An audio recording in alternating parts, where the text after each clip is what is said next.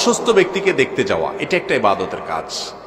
নবী করিম সাল্লাল্লাহু আলাইহি ওয়াসাল্লাম বিভিন্ন হাদিসে নির্দেশ করেছেন, উৎসাহ দিয়েছেন যেন এই কাজটা আমরা করি। অথচ আমাদের সমাজে অসুস্থ ব্যক্তিকে দেখতে যাওয়া, এই কাজটা আমরা করি হলো বেছে বেছে সামান্য কয়েকটি জায়গায়। ধরেন কথার কথা, আপনার বোনের শ্বশুর অসুস্থ হয়েছে, এখন সেখানে না গেলে তো আয়েব, বোনরে 2-4 কথা শোনায় দিতে পারে, এই জন্য সেখানে যান আপনি।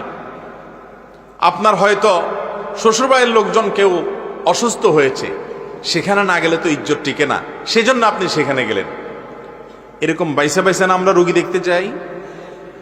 আহা, অথচ আমার নবী করিম সাল্লাল্লাহু আলাইহি সাল্লাম মুসলমান তো বটেই, অন্য ধর্মের মানুষরা পর্যন্ত অসুস্থ হলে দেখতে যেতেন।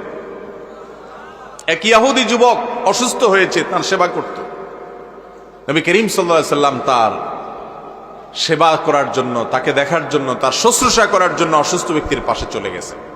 বিভিন্ন অমুসলিমের কথা আপনারা শুনেন যে নবী করিম সাল্লাল্লাহু আলাইহি সাল্লাম জীবন সায়ান্নে মৃত্যুসজ্জায় শায়িত, তখন যে তাকে ঈমানের দাওয়াত দিয়েছেন, সেবা করতে গিয়েছেন, দেখতে গিয়েছেন রোগী হিসাবে, অসুস্থ হিসাবে। আমাদের সমাজে আজ আমাদের আশেপাশে যে হিন্দু ভাইয়েরা, হিন্দু বোনেরা, হিন্দুরা বসবাস করে, খ্রিস্টানরা, অন্যান্য ধর্মের মানুষরা থাকে, কয়জন মুসলমান আছি আমরা যে অসুস্থ হলে তাকে সেবা দিতে যাচ্ছি? তিনি আমার প্রতিবেশী, তিনি আমার পাশে বসবাস করেন, আমরা একই এলাকায় বসবাস করি, তাহলে তার অসুবিধাতে আমি একটু পাশে দাঁড়াই, একটু খোঁজ খবর নেই। আমরা করি এগুলা? নাই, এগুলো উঠে গেছে আমাদের কাছ থেকে।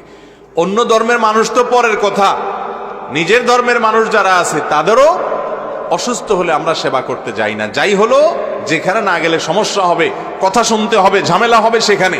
অথচ ভাইরা আমার, আপনি শুনছেন কোনো ব্যক্তি অসুস্থ, বাস সে আপনার আত্মীয় হোক আর অনাত্মীয় হোক, কাছের লোক হোক আর দূরের লোক হোক, পরিচিত হোক কিংবা অপরিচিত হোক, আপনি যদি যান, পারলে তার একটু সেবা করেন আর তাকে সান্ত্বনা দেন, তার মাথায় হাত বোলান, তার জন্য একটু দোয়া করে আসেন আল্লাহর কাছে, তাহলে একটা ইবাদত হবে। এটাকে ইবাদত হিসাবে আমরা জানি না। এরকম হাজারো কাজ আছে আমাদের সমাজে যেগুলো আমরা চাইলেই করতে পারি এবং সেটা ইবাদত হবে, অথচ আমরা ইবাদত হিসাবে জানি না।